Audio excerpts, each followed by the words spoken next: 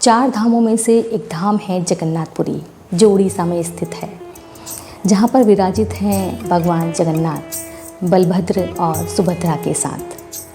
कैसे अवतरित हुए भगवान जगन्नाथ, इनकी कथा। भगवान श्री कृष्ण एक बार सोमनाथ के जंगलों में सो रहे थे, विश्राम कर रहे थे। भगवान श्री कृष्ण के पैर में एक मणि थी, जिसकी वजह से बहुत अधिक तेज निकल रहा था। रात का समय था। एक शिकारी उस जंगल में आता है। उसे भ्रम होता है कि यह जो तीव्र सी चीज़ चमक रही है वह शायद हिरण की आँखें हैं, और वह उसे हिरण जानकर अपना निशाना साध देता है और भगवान श्री कृष्ण के पैरों में वह तीर लग जाता है।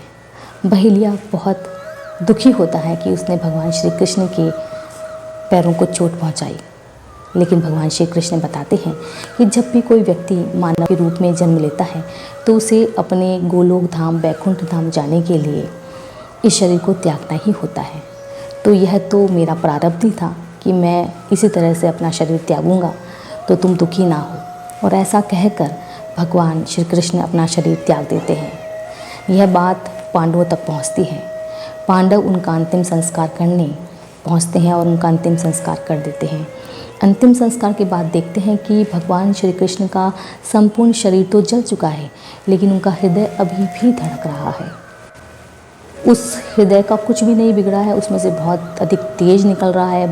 उसी समय आकाशवाणी होती है कि यह भगवान श्री कृष्ण का ब्रह्म पदार्थ है, ये भगवान श्री कृष्ण का हृदय है, ये कभी भी खत्म नहीं हो सकता, तो तुम इसे समुद्र में प्रवाहित कर दो।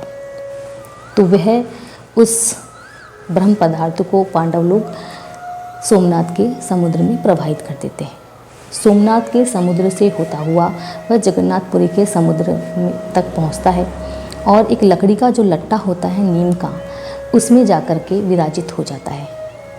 और उसी रात भगवान श्री कृष्ण, भगवान श्री हरि विष्णु जगन्नाथपुरी के जो राजा हैं इंद्रद्युम्न, उसके स्वप्न में आते हैं और बोलते हैं कि समुद्र किनारे एक लकड़ी का लट्ठा पड़ा है जिसमें मेरा ब्रह्म पदार्थ मौजूद है, तुम उससे मेरी मूर्ति का निर्माण करवाओ।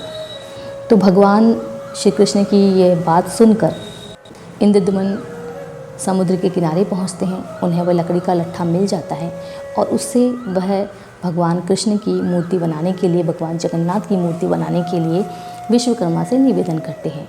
विश्वकर्मा उनके निवेदन को स्वीकार करते हैं, लेकिन एक विशेष शर्त रख देते हैं कि जब तक मूर्ति का निर्माण नहीं हो तब तक मेरे कक्ष में कोई प्रवेश ना करे। भगवान की मूर्ति का निर्माण प्रारंभ हो जाता है। भगवान की मूर्ति का निर्माण चल रहा होता है 2-3 दिन तक। जब कक्ष में से कोई आवाज़ बाहर नहीं आती, राजा को लगता है कि शायद मूर्ति का निर्माण हो चुका है। वह उस कक्ष में प्रवेश कर जाते हैं, लेकिन वे देखते हैं कि तब तक भगवान जगन्नाथ के हाथ, पैरों, पंजों का निर्माण नहीं हुआ है। और विश्वकर्मा उसी क्षण अपना कार्य रोक देते हैं अपने वचनों के अनुसार कि जैसे ही कोई कक्ष में आएगा मैं अपना कार्य बंद कर दूंगा। तो आज भी जो भगवान जगन्नाथ की मूर्ति है उसमें हाथ, पैर और पंजे नहीं हैं। इसके अलावा जो वह ब्रह्म पदार्थ है वह आज भी सुरक्षित भगवान जगन्नाथ की मूर्ति में है। प्रत्येक 9, 12 और 19वें वर्ष के अंतराल में इन मूर्तियों का नवीनीकरण किया जाता है, नई मूर्तियाँ बनाई जाती है। मूर्तियाँ भले ही नई हों, लेकिन जो ब्रह्म स्वरूप है वह बिल्कुल उसी रूप में नई मूर्तियों में प्रतिस्थापित कर दिया जाता है। और यह कार्य किस तरह से होता है, क्यों होता है, इसके बारे में हम बात करेंगे अपने अगले एपिसोड में। आपने अगर अभी तक मेरा चैनल सब्सक्राइब नहीं किया है तो सब्सक्राइब कर लें, कमेंट करें, लाइक करें और शेयर करें, ताकि ये कथा सभी तक पहुंच सके।